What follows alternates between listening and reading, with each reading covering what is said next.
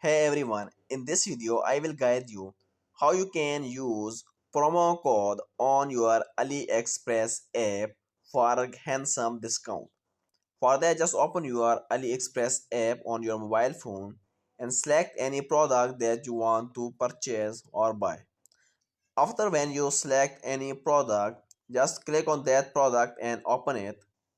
And here you will see an option called buy now. Just simply click on this buy now and just select your products that you want to purchase, your color or size, and just click on continue. After when you click on continue, you will be directed to the last page checkout page. Here you will see an option called summary. In summary you have three options: subtotal, promo codes and shipping fee. This one promo code, just click on this promo code. It will ask you to enter your promo code. Now you will enter your promo code here. Just write your promo code, and after writing promo code just simply click on apply, and if your promo code is valid it will be applied on your total payment and you will get discount on your selected products.